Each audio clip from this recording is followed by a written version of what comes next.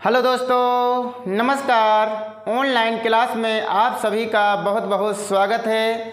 दोस्तों, आज हम आप लोगों के लिए एक बहुत ही महत्वपूर्ण क्वेश्चन लेकर आए हैं। क्वेश्चन है अपना कि द्वि विस्थापन अभिक्रिया किसे कहते हैं, उदाहरण देकर समझाइए। तो हमें द्वि विस्थापन अभिक्रिया के बारे में पढ़ना है कि द्वि विस्थापन अभिक्रिया क्या है, उदाहरण देकर समझाइए। तो चलते हैं हम द्वि विस्थापन अभिक्रिया की ओर कि द्वि विस्थापन अभिक्रिया क्या है। तो द्वि विस्थापन अभिक्रिया में वे अभिक्रियाएं जिनमें अभिकारकों के बीच आयनों का आदान प्रदान होता है, वे अभिक्रियाएं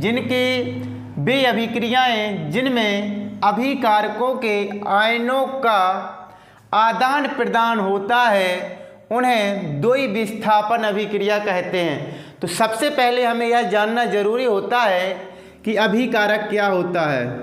हमें जानना जरूरी है कि अभिकारक क्या है।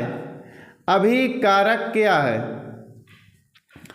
अभिकारक क्या है?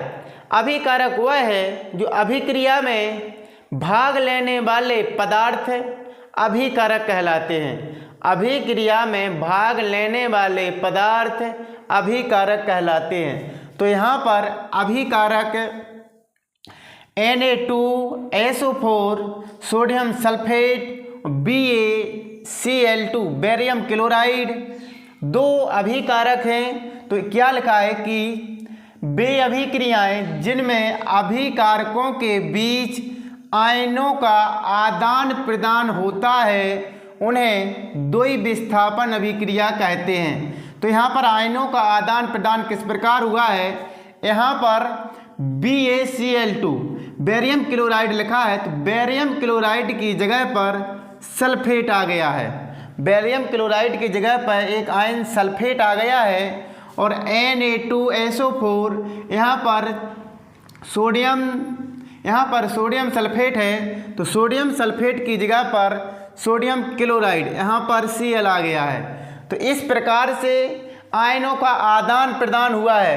यहाँ Na2SO4 sodium sulphate plus BaCl2 barium chloride is equal to BaSO4।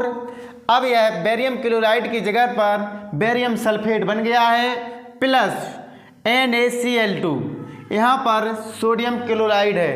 इस प्रकार से रासायनिक अभिक्रिया है कि द्वि विस्थापन अभिक्रिया समाप्त होती है। वे अभिक्रियाएं जिनमें अभिकारकों के बीच आयनों का आदान प्रदान होता है, वे अभिक्रियाएं जिनके बीच आयनों का आदान प्रदान होता है, द्वि विस्थापन अभिक्रिया कहलाती है। तो द्वि विस्थापन अभिक्रिया हो गई है कि द्वि विस्थापन अभिक्रिया किसे कहते हैं। इसके आगे दूसरी अभिक्रिया पढ़ेंगे हम, अपचयन अभिक्रिया, उपचयन अभिक्रिया और ऊष्माक्षेपी अभिक्रिया, ऊष्माशोषी अभिक्रिया क्या होती है, इसके बारे में हम अब पढ़ेंगे। अगली अभिक्रिया की ओर। अगली अभिक्रिया है उपचयन अभिक्रिया। उपचयन अभिक्रिया क्या है, उदाहरण देकर समझाइए। तो उपचयन अभिक्रिया के बारे में हम पढ़ते हैं। चलते हैं हम अभिक्रिया की ओर कि उपचयन अभिक्रिया क्या है। देखिए, उपचयन अभिक्रिया वह अभिक्रिया है जिसमें ऑक्सीजन की वृद्धि हो तथा हाइड्रोजन का त्याग हो। यहाँ पर ऑक्सीजन की वृद्धि होती है और हाइड्रोजन का त्याग होता है। इस अभिक्रिया में हाइड्रोजन नहीं होता है, तो उसे उपचयन अभिक्रिया कहते हैं।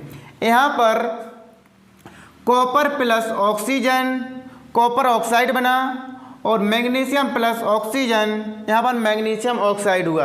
यहाँ पर कॉपर और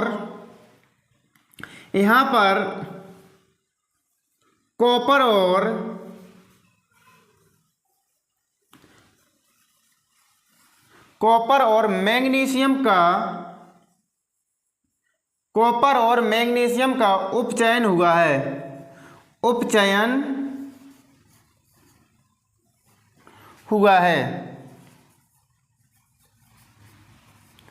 यहाँ पर कॉपर और ऑक्सीजन का उपचयन हुआ है।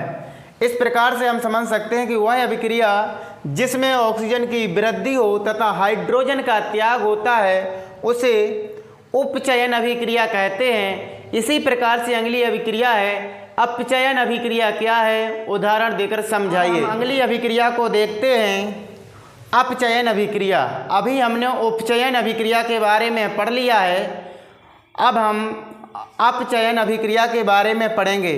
उपचयन अभिक्रिया की विपरीत होती है अपचयन अभिक्रिया।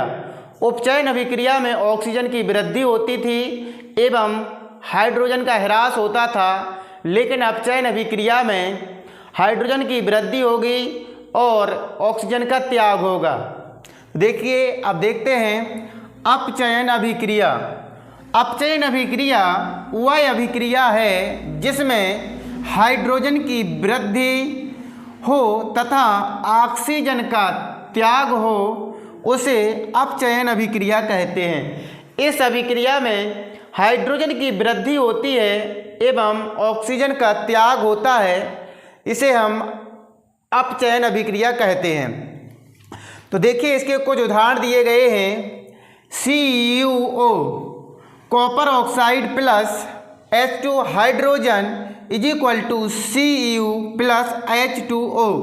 दूसरा उदाहरण है ZnO zinc oxide plus carbon is equal to zinc Zn plus CO carbon oxide.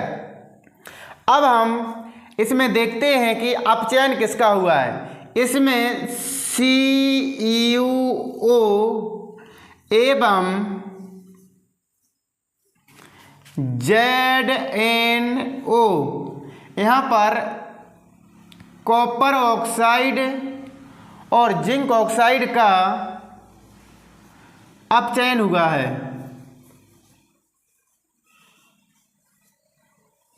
अपचयन हुआ है। इस प्रकार से यह अपचयन अभिक्रिया समाप्त होती है। बच्चों, यदि आप लोगों को यह वीडियो पसंद आया है तो आप इस चैनल को सब्सक्राइब करें और लाइक करें और अपनी राय कमेंट के माध्यम